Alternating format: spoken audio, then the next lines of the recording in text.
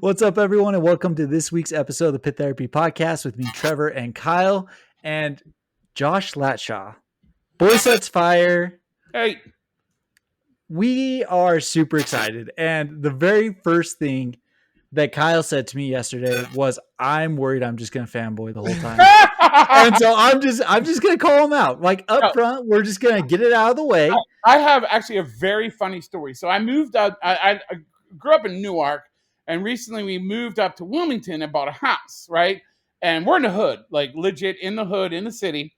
And I'm outside, and a cop rolls up, honks his horn, rolls down his window, and goes, "Boysetsfire!" And I was like, "What the fuck is happening?" No he's way. like, "I am the biggest fan. I've been to all your shows." Da, da, da, da. I'm like, he's like, "Please don't write a song about me."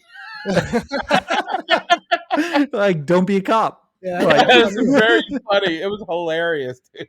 I was like, holy cow. That's incredible. That's absolutely really incredible. It's really funny. The word, like, but Delaware is small, you know, like, yeah, like Delaware is a small place. Everybody knows each other. So, but it was a little shock. I was like, I'm in inner city Wilmington, and the cop recognized me. Yeah. So, and of course, all the guys in the neighborhood were like, "He's hanging out with a cop," and I'm like, Listen, I mean, he introduced himself to me. I didn't do this. Like, he's my fan. Yeah. Oh, awesome! But yeah, so After the Eulogy came out when we were like 9 years old.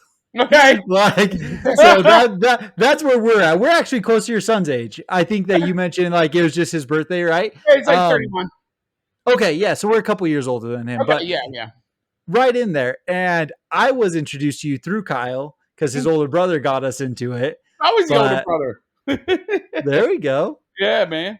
There we go. But yeah, I made fun of Kyle because I said, we'll just get the fangirl stuff out of the way up front, make light heart of it. I always tell people there's like 3 bands that I feel like changed me as a child, and like AFI, beautiful, Thrice, and then Boysetsfire. Like, hey, that is nice company, dude. It is great really company. Nice. And you know what? The fanboying thing's funny because we call it punishing, right? And I have punished many a band. I remember annoying the hell out of Matt Skiba one night. And you could tell because he was like looking away. You know what I mean? Like, and I was just like, so, I mean, we all do it, you know. It's just great when you do meet people and they aren't assholes too, right? You know, like you said, AFI are sweethearts and Thrice are sweethearts. I don't know if you've met those guys or not, but like Dustin's amazing. He was like, I think a youth pastor too. Like he's got a really sweet heart. You know what I mean? So dude, that is awesome. We've done this pod like a couple years now, and like it is true that, you know, people are generally like pretty just cool and down to earth. Yeah. Like if you're a normal person, like they'll be normal to you. 100%. And I think I like to think it's our scene and like our culture, so to speak. You know what I mean? Because like I can't really even think top of my head like people I met are assholes. Even people that I assume are assholes, like they aren't. You know, like and I like to think it is like our scene and our culture that doesn't really allow for that. You know, we don't have rock stars. Doesn't that feel a little bit ironic though, given that we will go and we will open a circle and just punch each other and wink fists at each other? Like, you guys have brothers? Kyle does. Okay, so you have a rough house. I mean, that's how boys hug too, right? Yeah. You know, like that's just. But it is funny that something that looks so violent to the outside world is actually so fucking beautiful, you know? When you're all in that magical moment and everyone's singing along and just like, it's, you know, to me, it's spiritual. Like it elevates everything. So, and maybe people looking in don't understand that, but if you're part of it, you know, it is truly, it's life-changing, you know? Yeah. There's no way to explain it to an outside person. No. Like you have to experience it firsthand and you have to understand what you're experiencing. Like Kyle's taken a few people with him who have said that exact thing. I didn't get it until I came. Yeah, you have to. And it has to be live.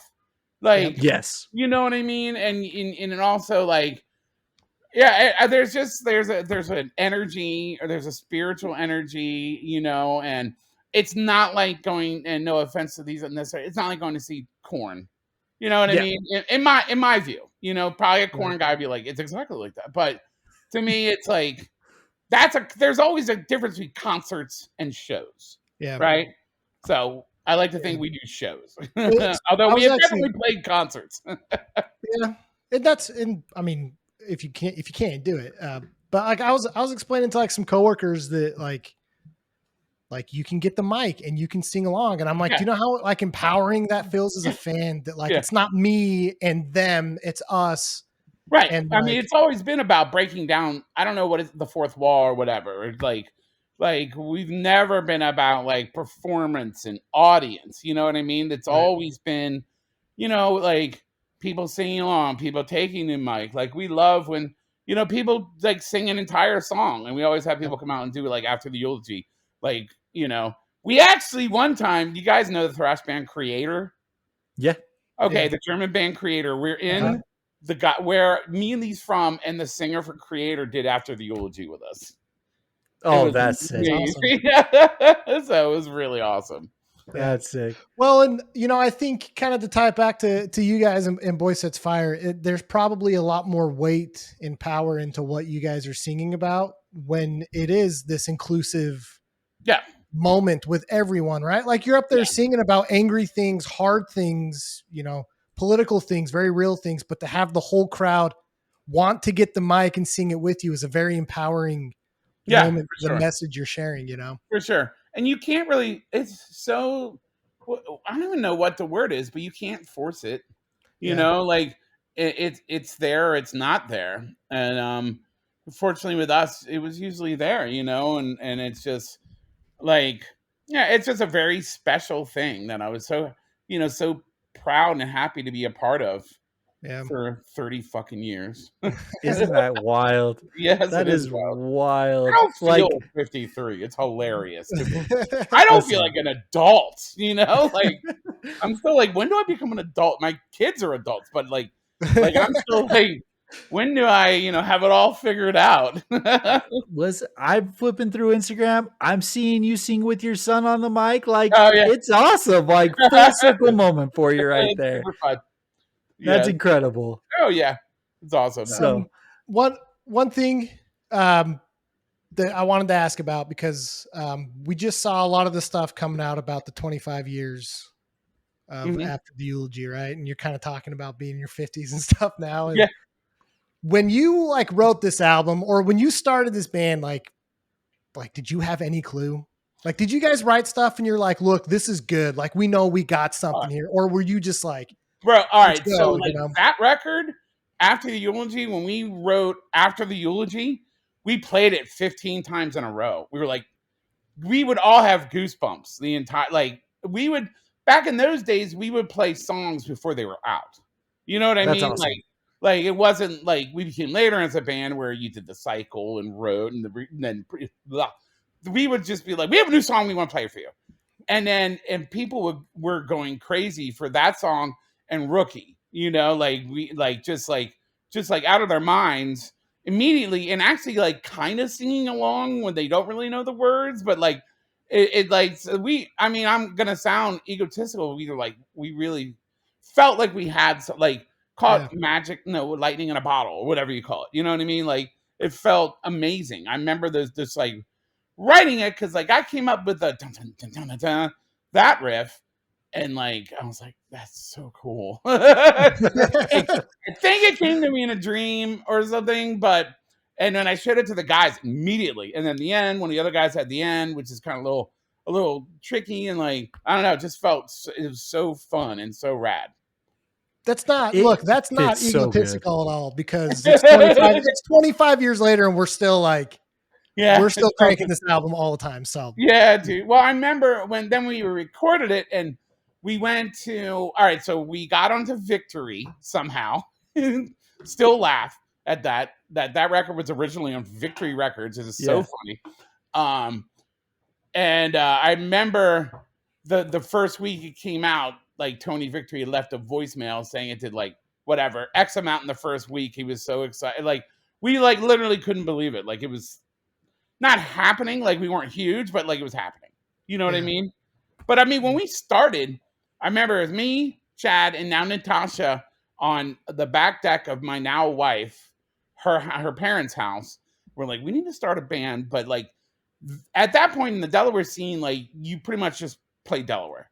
Like that was the end all be all. Like you would play, and it had like 150 kids or whatever. But I was like, look, everyone does that. I want to tour. I want to say something and I want to tour.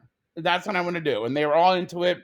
And we just started, man, in a van, like bumming money to get food, like, like sleeping on the floor, like for real, like, and also like having such incredible adventures that really like as we got bigger and like had to do sound checks and press, kind of lost that. But the early days of just like being in a van and like exploring a city or like going on rips, and it was just incredible. That's awesome. So you, Chad, and Nat were 94. Were you guys just like friends in high school, or like how did you guys get introduced to each other? So Nat and I, our parents were besties. Yeah, we grew up together. And they moved to Florida, and then they came back, and then we started playing together. And Chad and Nat were friends in high school, and introduced us, and we just started playing together. And actually, Chad married my wife's sister. Oh, okay. Yeah. So you guys are like deep family rooted. I'm going to see Slayer on Sunday with Chad. So I mean, that's awesome. I just saw him at a family holiday. Like I see Chad all the time. Is that weird? Is that weird having created this incredible thing? I'm sure living in a van together for at this point, literal years. Yeah. Like, I'm sure it wasn't easy, right? No, in fact, like we would go on a 7-week European tour in a Sprinter, then be like, come home and then have dinner at the fan. Like, you're like, I hate you. Like, go away. I literally said goodbye to you this morning. But yeah, I mean, we've had some epic brawls too, man. Like just fights, but it's all good. That's what you do, right? Yeah. Brothers fight. That's awesome. Yeah. That's awesome.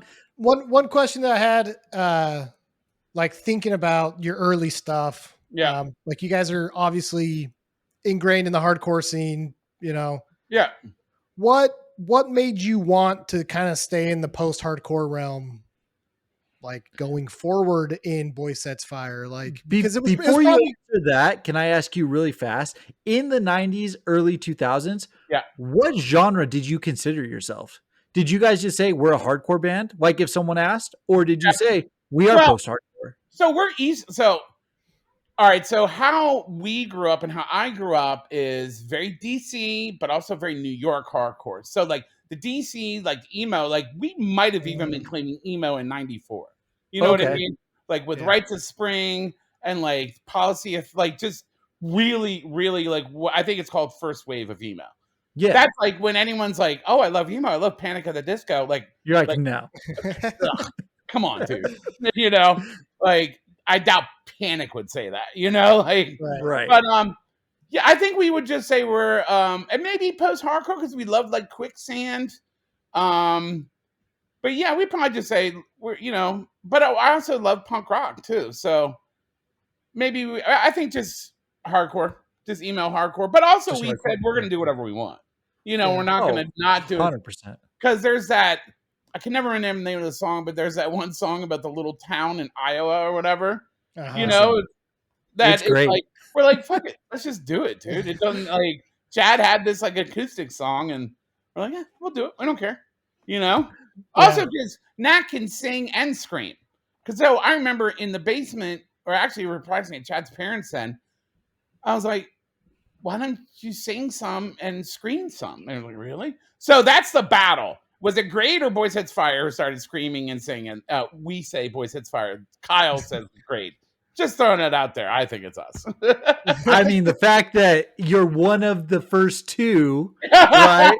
And established at this point what 90% of the subgenre does is incredible. Yeah, but if you remember, I mean, maybe you guys weren't alive then, I guess, but it wasn't always like that, Right?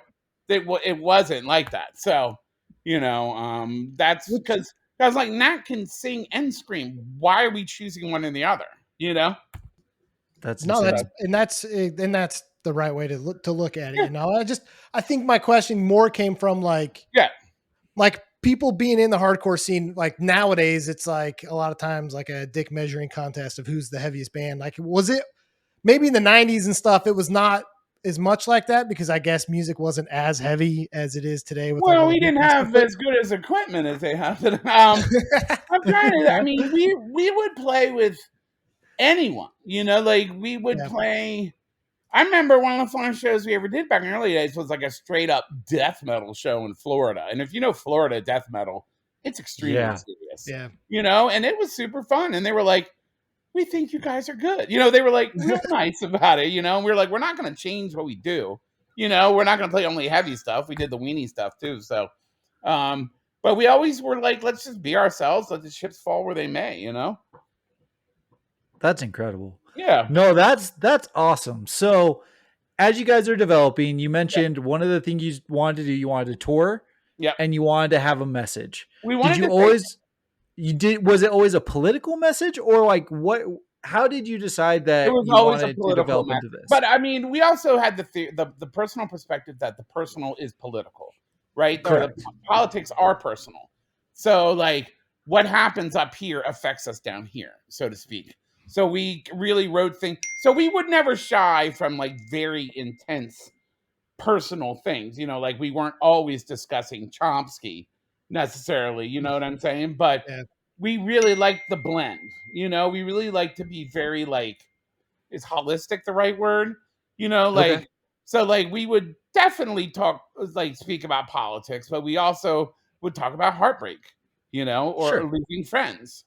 So, but like I said, I really wanted to have something to say because there was also in our little scene, it was very cool to not have anything to say, to just be like, about politics. So like, well, we actually do. So, and actually people got more in trouble for that kind of stuff than any music we were doing.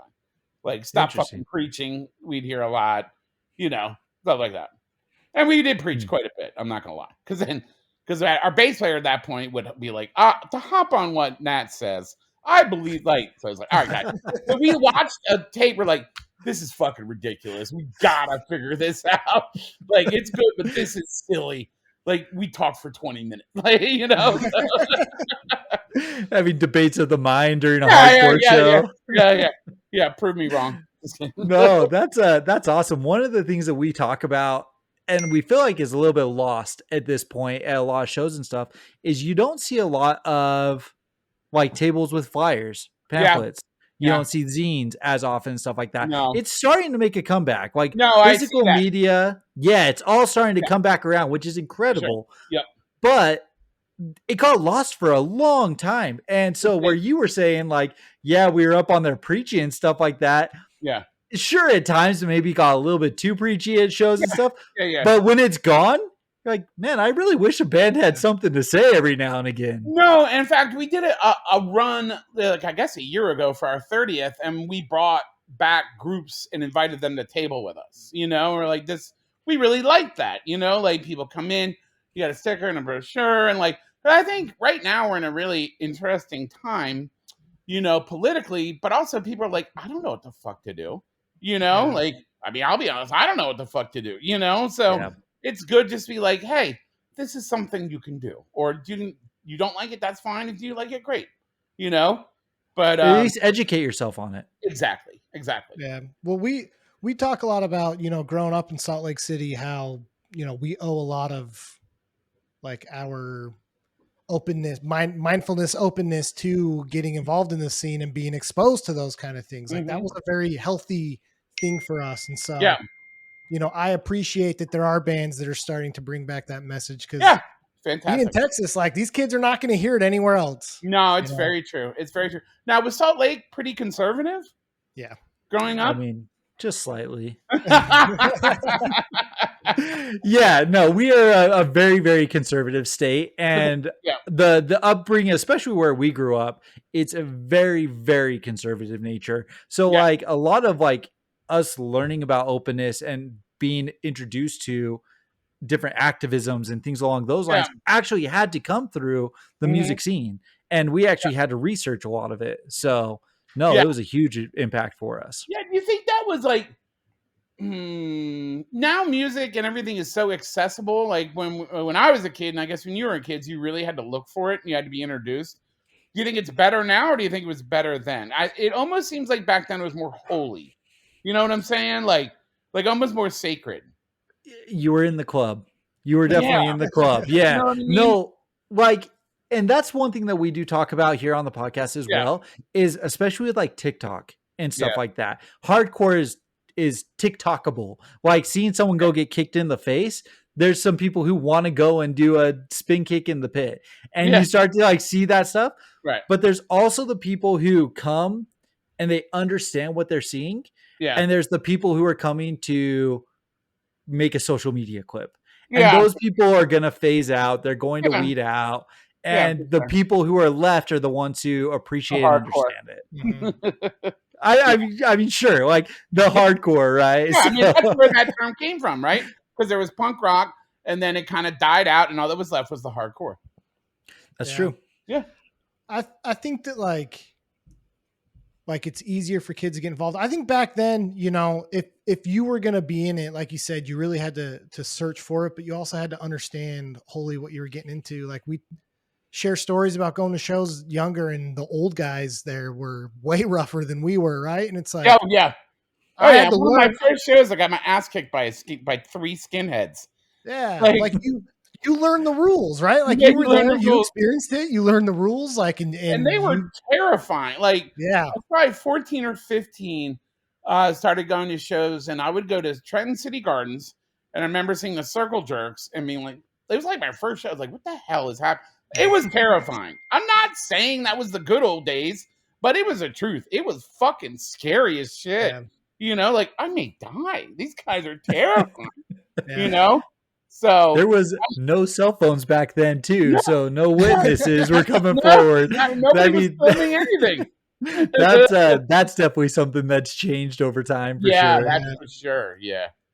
100%. So what was it like though in Delaware? I mean, you mentioned a little bit about like the Delaware scene, 150 kids or whatever, but like was there like, I don't know, like competition, or did you guys have like this idea of like, well, I don't want to be New York, I don't want to be DC, I don't want to be these places? Like we talked to Jay Ost from the band With Honor, and they're from Connecticut, and it's like these little small pockets, but still have their own identity and scene. Yeah. Was Delaware like that? Absolutely. So Delaware, we were definitely, we're not DC, we're not Philly, we're not New York, we're Delaware, and basically it's a sound that kind of came out of Delaware at that point was like Quicksand mixed with Sam I Am mixed with Helmet, you know, like it.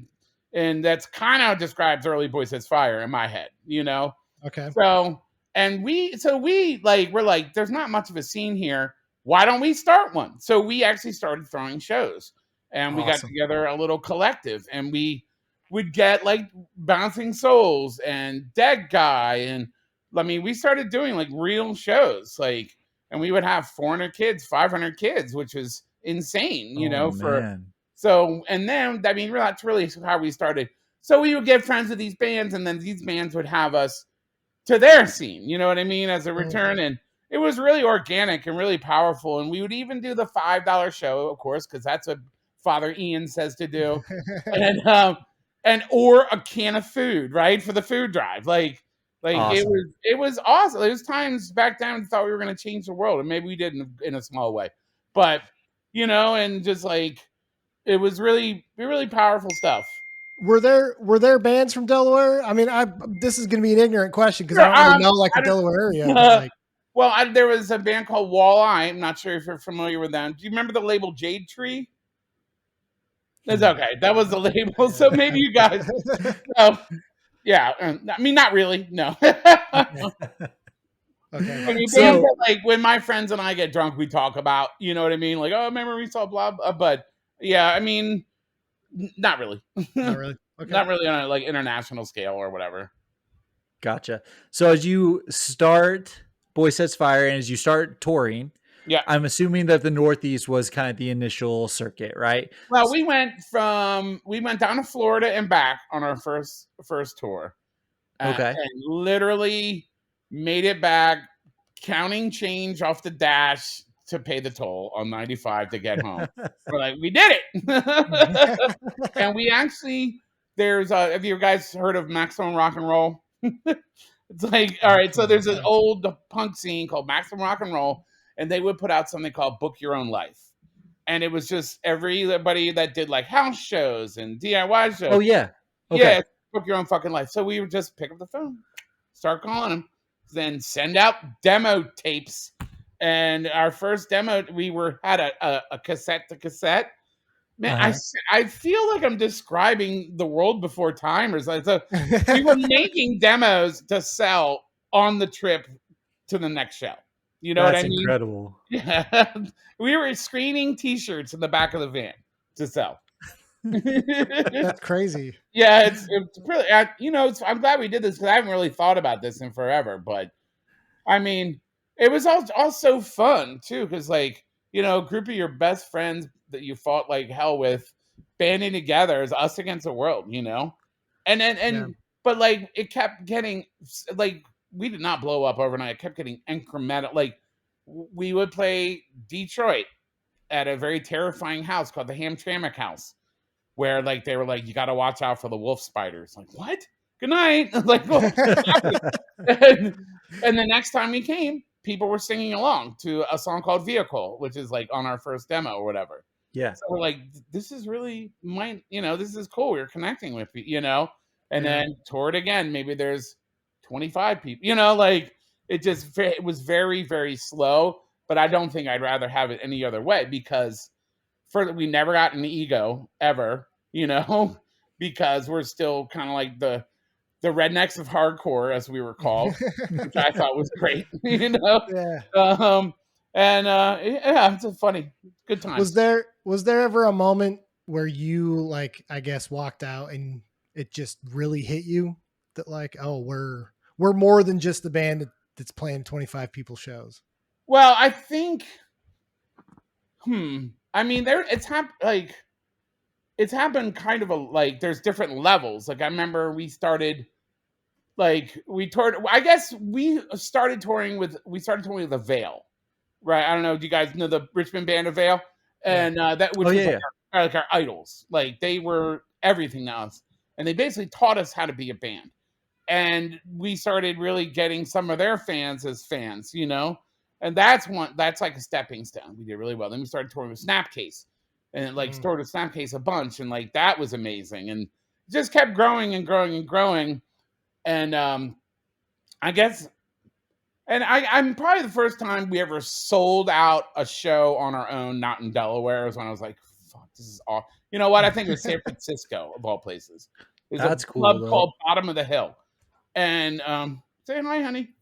And we have tinted windows, and we look out, and there's a line around the building, and we were like, I wonder who's playing tonight. That's cool. And then it's like, it's for you guys. Like, oh my god. So that's like the first time I was like, this is insane. That's cool because it's all the way across country. Yeah, too. Yeah. You can't get further and stay in the U.S. Maybe Alaska. But you know what I'm saying? Like, it was awesome. No, that's really cool. Yeah, it was really fun. So, okay. So as that's happening then, so this is before After the Eulogy, or is this that was probably on the After the Eulogy tour. Like, okay. When it was like we started, literally the tour we started, like it was like it grew as we toured. You know what I mean? Like, so I think it was the first tour we did After the Eulogy with. If I can remember. So what is the current, like, if you guys write a set list, what is the current closer for Boysetsfire? I guess it depends, but generally it's Rookie. It is Rookie. Yeah, it's Rookie. It's so we start with After the Eulogy, play like 32 songs, and then end with Rookie. So you kind of touched on this a little bit, but when you were writing Rookie, do you remember writing this and being like, this one specifically, this is going to be special? Or at what point? Oh, really? Okay. Well, I mean, all right, like if you break down that song, it's weird. Like, Are you guys musicians? I can play.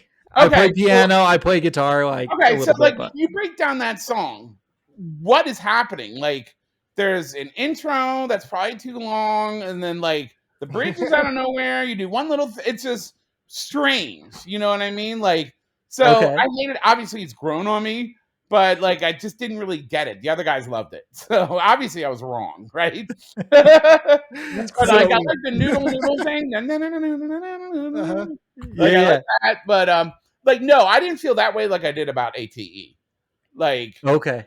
But like that's one where the kids caught on before I did. You know what I mean? Okay. It's a very accessible song. And I will say that I actually think that Rookie is a very like it's a format for a lot of what post-hardcore is. Okay. You listen to bands like for Funeral for a Friend and stuff like that. Funeral. They do a lot of stuff that sounds like that, especially like European post-hardcore. You hear a lot of that kind of noodling up front. No, that's a really good point.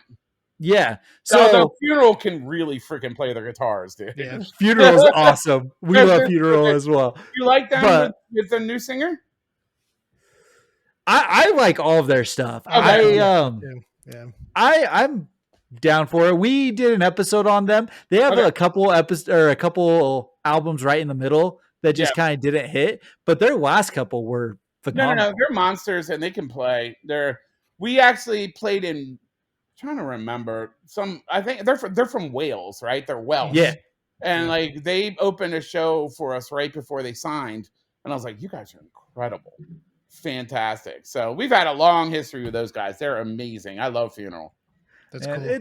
It's so fun, like hearing you like mention these bands and be like, "Oh yeah, they're good dudes." Like it's just like we just like assume, like we think we know, and you're like, "No, like yeah, they're genuinely good dudes." So they really are. And like Matt, I'm trying to remember. Matt even like married our European tour agent. Like it's such a small little family, you know what I mean? And that's incredible. Matt lives in Germany now, I think. So it's. And I mean, if I saw him today, we would hang out and have a great time. You know, it's one of those kind of relationships. The run from a lot of those bands, like you guys in Funeral, from that like 2003 to 2006, was just so cool. Like it was so good. Like Tomorrow Came Today, and that's when what's the Funeral? The Casually Dressed. Oh yeah, gosh, what an album! That's such a good album. Such a good album. We played. I'm trying to remember exactly. We played with Funeral at, I think it was a Reading festival. It's like an outdoor. It was in a tent. It was like insane. It was Funeral, AFI, Thrice, Sick of It All, Boysetsfire, Pennywise. Like it was just like amazing. It was one of those like, and Funeral opened the show and destroyed the place. It was awesome. So fun. Awesome. Yeah, it's like a 12-year-old Kyle's wet dream lineup. That's perfect. It was so fun, dude, for real. Okay, so can I ask you, are you a shit talker? Do you yeah, for sure. Okay, so you can choose to answer this or you don't have to. It's a 2-part question. Whoa. The first one is, what band, as you were touring, as you kind of established yourself, did you see that you were like, okay, I think that these guys are going to develop into something. They're going to be big, like, and you saw it before it happened. And then part 2, what band were you like, this band is trash, they should never play again, and yet they are on the radio every day you drive to work now? That's really funny. All right, so the first one, funny, I think before you hopped on, we were talking Salt Lake City, right? Okay. And so I told the story of we were playing on Warped Tour, and I do wanders, right? I wander around. Like, I can't just hang out back. So I'm wandering around, and I see this weird little band with a lead singer had like long stringy hair. They were playing on plywood, like a plywood like deck, right? But they were amazing. And I checked them out. Fantastic. Never heard of them. And that's where I found the Used. So, yeah. So, and another funny story. Bert and I were hanging out later at a Warped Tour has this thing called the barbecue like band where the band plays, but they have to put on a barbecue. So we're hanging out there. And Bert said that the day that someone out got him through rehab.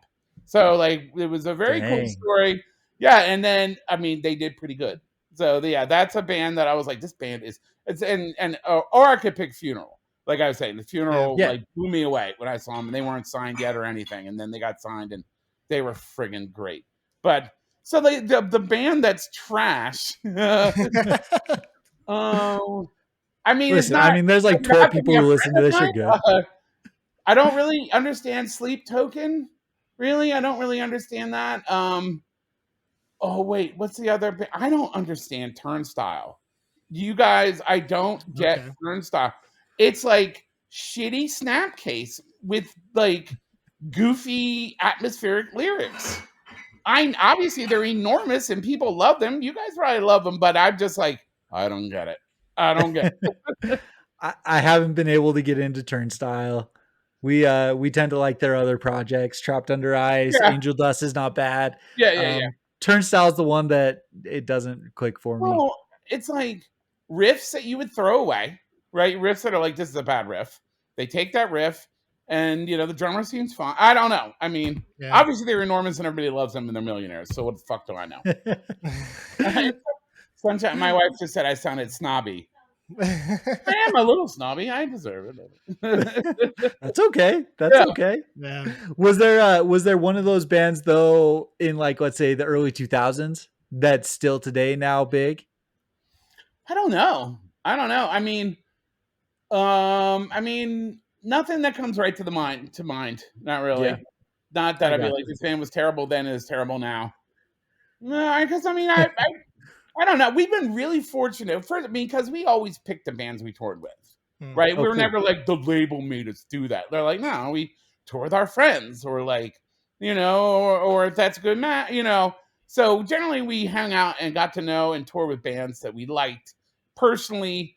And, well, I like them, but there are certain members in the band that are not. No, I'm not going to say it because they're fun. I'll tell you offline. Don't you hate when people in podcasts do that? We'll talk later. I'll tell you all the goss. Listen, I don't care. I'm the one who's on the podcast now, so I get to hear the story. So, but generally, like I said, we got along with the bands we toured with, and they were always like decent people, which is always more important to us, really. Than I don't really care if if you're a good person, that's awesome. I don't care if your band rocks necessarily, And I'll tell you what, we can see that too as a fan out in the crowd. You know what I mean?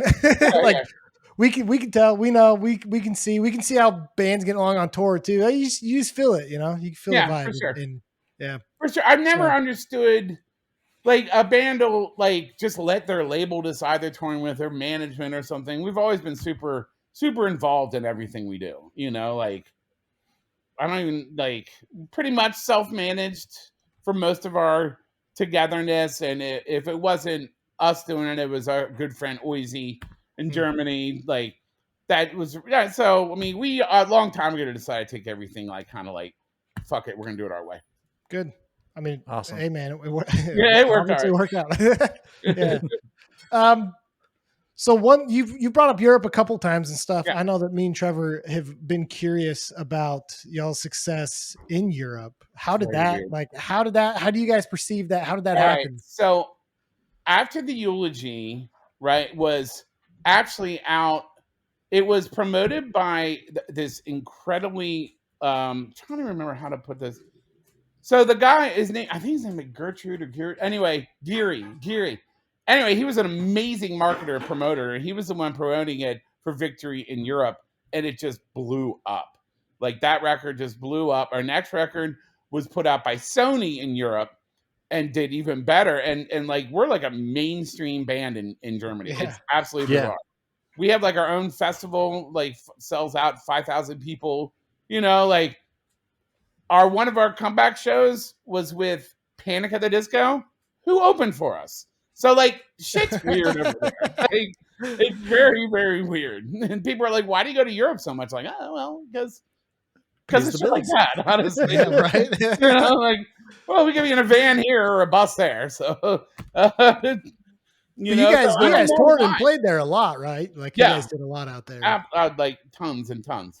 And I don't know why, it's a different world there. People take their music very seriously. Hardcore is not a phase, like a lot of people get into hardcore and then they're out of college or whatever. But you'll meet guys in their 50s and their 60s, like still doing, putting on shows or like doing whatever. It's just really, it is a lifestyle, right? It's not a fashion style. So, I mean, even bands that are small do better in Europe because, like, I don't know if you guys have ever toured, but you don't get treated very well in the States as like a smaller band. Like in Europe, every little DIY venue has like beds, and they get up and they make you crusty bread. Like they just really take care of people. So, I mean, you see a lot of American hardcore bands go over there, like kind of a lot because it's crazy right now, especially like traveling to Europe is like nonstop, and it's bands who like just came out too. Yeah, like they're like 6 months to a year old, and they're like, "Hey, we're coming to Europe," and like they're successful over there. Yeah, but it's a lot harder to make it in the States for whatever reason. That's weird. We've talked a lot to bands recently, who are kind of bringing back the fast hardcore. Punk style, like Time Heist. I'm wearing Time Heist right now. Is one of those bands. And I was sitting there, I was talking to Mark, their vocalist, and Rob, and he handed me one of their vinyls. I was like, "Oh, dude, you don't have to do this. Here's like, let me give you the $20." He's like, "We're on our way to Europe. I'll make it up over there." Like, very true. That's Europe was one of the first places we ever actually came home with money in our pocket after a tour. Cool. It was crazy. It was like stunning. Like, woo. So you guys still do band pictures with the 6 of you? Do you guys still do the 2 bassists, one for Europe, one for home? Or we do. I mean, I don't know if you guys know, we're kind of pretty much on an extended break now. Like, I don't know what's going to happen, but yeah, so what we did is we have a European bass player, and so like, but we still wanted to play like a shitty little show in Jersey. Not, you know what I mean? Like, but it doesn't really make sense to fly Robert out here, like $3,000. So we got our longtime friend Rakis to play American bass, or actually everywhere but Europe bass. Like he went to Australia with us and all that. So cool. Oh, it just we always try to find a way that works, and if it's a little weird, I don't care, So like everybody's in the band, but when Robert can't make it or whatever, Rakis will play, and Rakis will practice here. So it's really kind of unfair. Rakis will do the all hard work and practice, and then Robert will play. He doesn't mind. He's a good guy. Yeah. Oh, that's good. That's cool. So go ahead, Trevor. Kyle. No, you're fine. Oh, that was awkward. Yeah, it was. Listen, it happens. It does. That's not the. Never mind. We'll take that one offline too. Yeah. I like. Obviously, we talk a lot about After the Eulogy. 25 years, like huge accomplishment, huge album. I'm a big fan also of everything that came after. Like, Tomorrow Come Today. Misery Index is like a great album to me. Do you feel like some of this stuff gets love Misery Index? Actually, one of the best reviews is someone said, "This is a beautiful mess of a record." I'm like, oh, yes, it is. Because we went, so that was after, when was that? Was that after Tomorrow Come Today? Yeah, like 2006-ish, I think. So that was after we had got signed to a miserable label, been miserable, like did the big label thing, and then we got an EVR, and we're just like, we're gonna write a record exactly how we want to do it, and that's when we were like, let's have horns in this song or whatever, let's have, and we had someone come in and play cello, like, and I mean, to me, that's kind of like our what's the word for it? Like our Sgt. Pepper, obviously nowhere near as good as that record, but like we worked really hard on that record, and I'm super, super proud of it. It's a great record, I think. Really fun. I agree. I love down our studio. Like we rented, our good friend who unfortunately is no longer with us had a studio called Clay Creek, and we were just like, we want to book your house for 6 weeks, and we did it, and then. I mean, it was just so fun to do, man. It was so fun. Do you feel like there's stuff that was maybe a little less like, is there stuff off of like Misery Index or Wild Nation Sleeps or these albums that you feel like should have landed better? Do you mean with people? Yeah, with people. I think they're great in the set list. Yeah, I think they're great. Here's my honest opinion on that. Am I going to complain that people love After the Eulogy? Most bands don't get that one record, so I'm not going to complain. Yeah. Although I do have fun on the internet when people like, I don't like their new stuff or whatever, and I'll just say, I don't like the new you. So, I mean, I don't even know if you have old stuff. So it's just, I think it's really fun. And I also think it's funny that people feel so, what's the word for it? Open to talking shit online that I really like to confront them and like, oh shit, that's a guitarist in the band. Okay. So it's funny that you say that because the whole reason that I felt comfortable enough to reach out to you is we did our episode on Boysetsfire 2 years ago at this point. Yeah. It was one of the first episodes we ever did because again, as we got started, the influence that you had on us specifically was so big. It was one of the first bands we decided to do. You commented on our post that we had made, and you had said so. I don't even remember. It was something just like, I was like, who is this guy? Who's this guy commenting like he knows the band? And then I type in Josh Latshaw. I'm like, oh shoot, it's the guitarist. Well, see, dude, I'm glad that happened because that's exactly why I do it, because I think it's funny. Like I think it's hilarious. Awesome. Like I belong to some like 90s hardcore groups or whatever, and whatever. Like I said, if they're like, their new stuff sucks, I think you suck, like, because I think it's hilarious. And no, it doesn't bum me out because let's face it, every band has that record. You know what I mean? Like every band has that record that, they keep doing music, but everybody just, to be honest, like I'm seeing Slayer, right? Next weekend. I only know like 2 records of theirs. Right. They probably had 17 records since fucking South of Heaven, Right. And same with Sepultura is playing too. And I know Chaos AD and Roots. I don't know anything else, and they probably had 73. So I'm not, we never got upset about that kind of stuff at all. Like, that's fine. It's nice that they like that record. So that's good to hear. Let me ask you, you guys hiatus in 2007, come back in roughly 2010. So what happened during that time? Like, why did you guys end?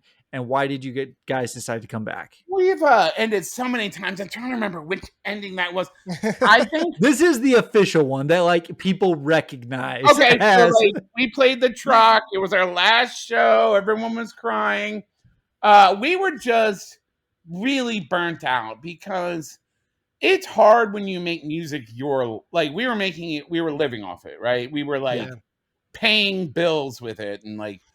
It gets to the point like where we're having a writing session for an hour, and then we'd have a 3-hour band meetings where we discuss, horrible, tedious bullshit that's like really sucks the soul out of any fun project. You know what I mean? So, and also we were really hitting a dry like we were getting bigger in Europe and smaller in the States.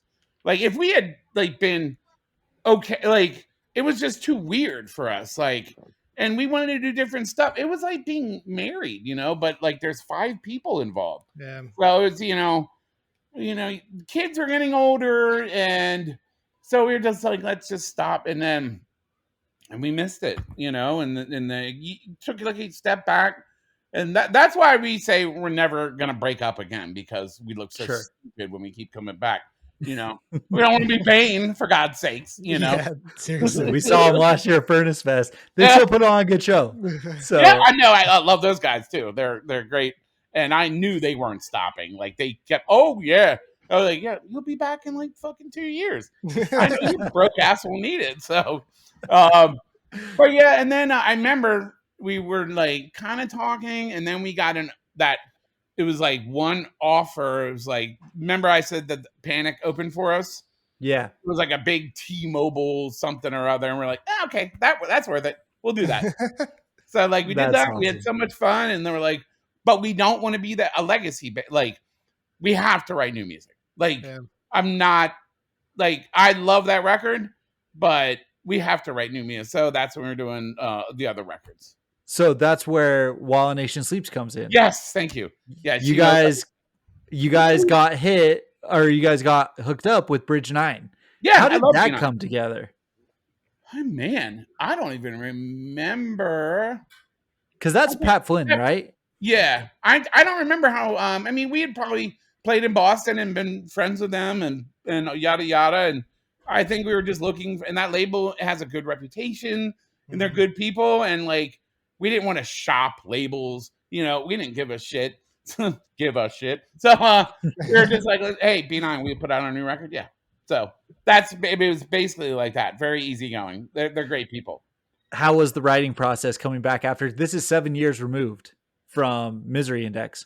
Yeah. I actually remember it being really fun, and it just like really flowed nicely. Like, we all had riffs, got together and ripped together. And yeah. And I think, I don't, it was fun. That's all. I don't have a lot of memories of it. So it couldn't have been that bad. At least it was positive, right? So well, I mean, we've also written together for so long. Like, there's just certain ways that Chad's the other guitarist and I know how to work together and like fill each other's parts out, and like, and we're always really respectful too. Like, we have a rule: don't say no until you try it. Like, so like, what if we do a little stomp here? Don't say no till you try it. All right, we'll try it. And then they're like, okay, that sucked. Let's not do. Or okay, that friggin' ruled. We could do that.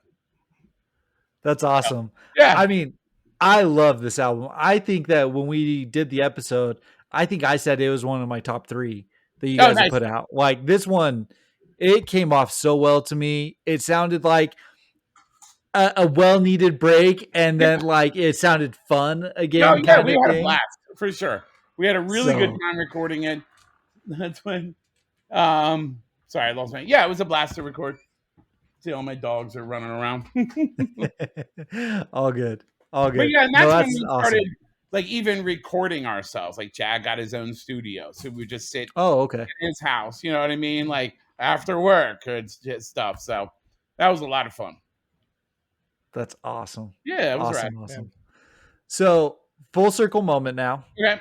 You said 53, right? I am. You've got a son.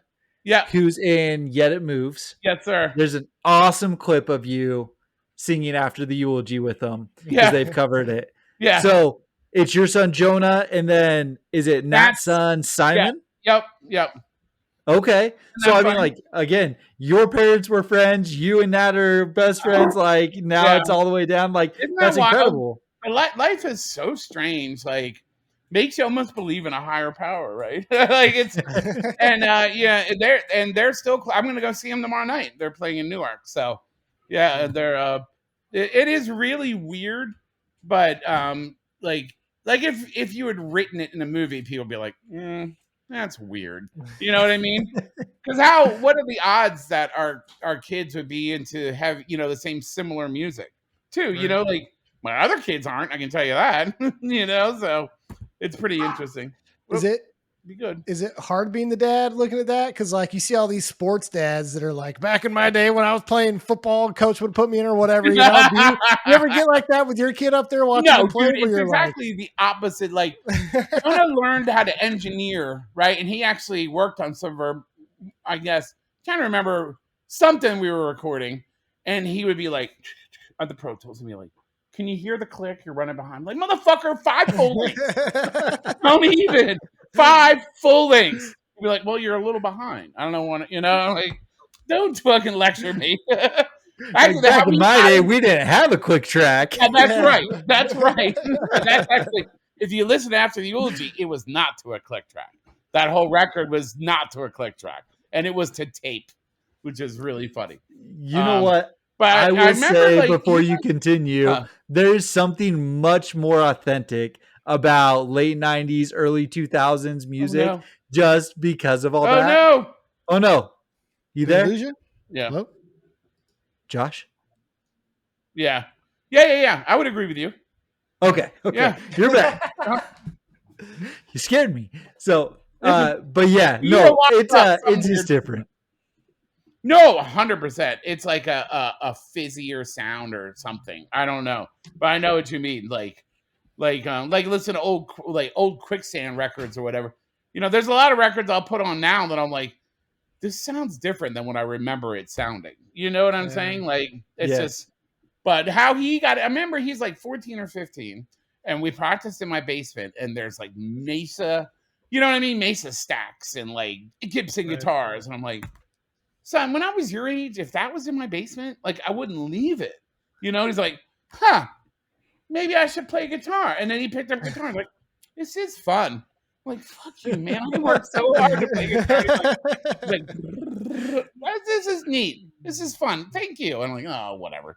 What's that thing that there's like this theory that you can pass down skills through your genes? Oh, or yeah, something the like genes that. or whatever. Yeah. So listen, you can just tell him, be like, that was my hard work. You don't deserve any of it. Well, the funny thing is that Simon plays guitar and Jonah sings. So like That's flip. true. And it's interesting world, right? Yeah, that is true. Yeah, that's incredible. So no, for full circle moment. That's awesome that you guys get to experience that. Yeah, it's really fun. I'll probably sing with them tomorrow night. We'll see. We'll see how many beers I have. Let's just say that.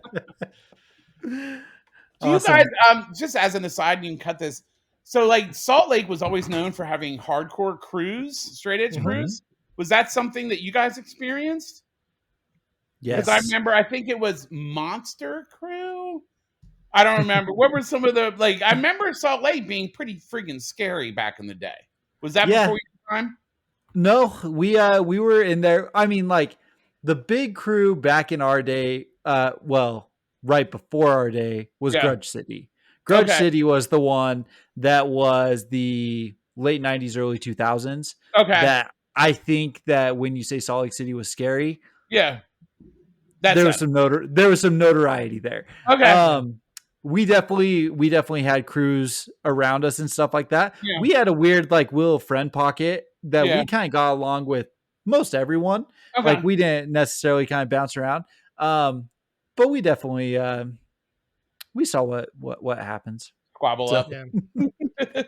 Yeah, we saw what happens. So we were able to catch you guys in like 2006. Okay. And so one of the things you mentioned earlier is that you guys got to pick the bands that you guys took on tour. Yeah. You took on tour. Do you remember Versus the Mirror and the Fully Down? Absolutely. 100%, dude. We still talk about them. That's such a good album. It's so good. Yeah. So what was it about like those two bands, if you remember, that you're really pressing it there? I'm pushing it because like, listen, I think when we talked about this on the episode, I'll be fully honest. I listened to you guys in like 2000. So Kyle was my introduction into hardcore. Okay. We would go into his basement. His older brother handed him albums like After the Eulogy, handed him albums like AFI, Black Sails, and stuff like that. And we would just listen to all of this stuff. Yeah. By 2006, we were finding bands, right? Sure, so Versus the Mirror and the Fully Down were bands that we had found. Oh, and really? In all honesty, I was at that show for Versus the Mirror. Okay. Like I'll just say that album, that band is great. Yeah. It's great. Like, that album Home is so good. Yeah, you know what? I'm glad you brought that. I'm going to listen to them again because I need to refresh. But yeah, I remember loving watching them play. 100%. Yeah. Now, I think they were on EVR, so they may have been like a band. They were like, what do you think of these guys? And we were like, yeah. Okay. So maybe you didn't know them before. They were EVR, right? So yeah, they are. But so like EVR would send us the record or whatever, and I remember liking it. So they weren't necessarily our friends, but like we didn't pick them because of their draw or whatever like that. You know what I mean? We're like, we dig it, and they sound like good dudes. Yeah. Awesome. Okay. Yeah. So there was some level of like label. Yeah. Okay, I got you. For sure. I mean, but we always had the final say. You know what I'm saying? No, incredible. Yeah, I got you. So I brings up a question, and look, like we said, I'm not going to shy away from the fanboy stuff. I was there to see Boysetsfire. Thank you. Absolutely. Yeah, thank you. And that's why I don't give snarky comments on your posts, sir. Good. It wasn't a snarky comment. It was a good comment, and it made me excited, Josh. Okay, I thought maybe I was being shitty or something. So. No. I would have followed up with you, man. I take offense to that stuff. I have my feelings hurt. I'm just messing around. I did want to ask though, was it like, because when we did the episode, like, if you watch Parks and Rec, the TV show, I love it. I love it. Towards the end of the like series, there's a part where Ron Swanson says he looks around and he's like, I didn't recognize anyone that was there, and that's why he left. Right? Yeah. Did you guys ever get that feeling when you're kind of like this time, 2006, you've been around for a long time, you're playing with a lot of these like really younger bands. Did you ever look around and be like, I don't like recognize the bands, the people in the crowd aren't coming for us? Like, did you ever get to that point? Like, I don't know. I mean, maybe I don't, nothing that jumps out to me right now, because I mean, I feel like we always, like, we had been touring so much that like we would have the same kind of little core of friends come see us, like in every city. You create friendships, like relationships, where you go to dinner or whatever. So I mean, no, not really. Like, it always felt pretty natural, and maybe that's maybe what you're saying there is why we broke up the first time.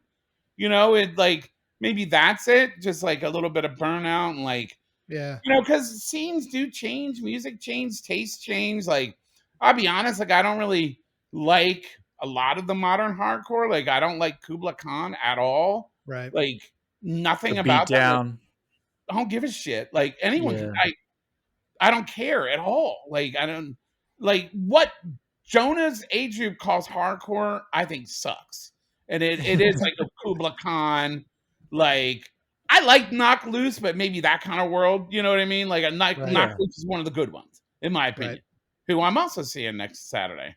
By the way, we say so that they're beatdown bands, right? Okay. We say everyone has their beatdown band. Yeah, you don't like them all, but everyone has their beatdown band. Like one you adopt, you're like, this is mine. Yeah, this is the one that I claim. Yeah. But yeah, like the Kubla Khan thing, I don't get it at all. So yeah, it's gym music. Yeah, that's true. That's so core. Yeah. Listen, I get down to some Kubla Khan. We did an episode on them. I'm okay with them, but it does gets repetitive. It's Kubla Khan, Texas, isn't it? So you're in Dallas. That's Kyle. Yeah, but I don't. I'm actually not a Kubla Khan fan, though. Okay. All right. So you guys are both just wusses. Yeah, we're not hard enough, man. We're not hard enough. Yeah, you guys don't know what hardcore is. Come on. Yeah, you're telling the guy that like was there. Like, what's the Chronicles of Narnia? Like, don't speak that witchcraft to me. I was there when it was made. Like, you're gonna tell this dude. Like, you have the most amazing. So you referenced C.S. Lewis, Parks and Rec. Like, this is incredible. That's so fun. I was just talking about Narnia with my mom too. That's really funny. And I was talking Parks and Rec with my daughter. So that's really funny. There you go. It's like you've been listening to me. It was meant to be. I have, but you know. Yeah. I'm in Texas, Delaware, but no, I'm just joking. Bitch, I'm from Texas. I'm listening to that song all day too. You know the song? Bitch, I'm from Texas. Never mind. Are you a Cowboys fan or do you hate football? I'm not a huge football fan, and like, to be honest, like, Cowboys fans can be a little insufferable. So I did jump on the bandwagon for like the Mavericks, at least until they traded Luka, and then it was can you believe that? What a heartbreaking. But and then they rigged the draft and got Cooper Flag. So I don't know. How did they do that? It was rigged, absolutely. You put an envelope in the freezer, the frozen envelope. Touch. Yeah, probably. Yeah, it's deep lore right there, man. Yeah. Right. So, well, seriously, like, Boysetsfire was absolutely massive for us. What you guys accomplished and what you, I mean, like you said, you're currently on a little bit of a hiatus, but I'm sure at some point you'll play again. And Probably. what you guys have continued to do is absolutely phenomenal. Awesome. Did you ever think something like After the Eulogy could be as applicable when you wrote it to what's currently happening today? 25 years later. I mean, unfortunately, no. You know, I couldn't have. I mean,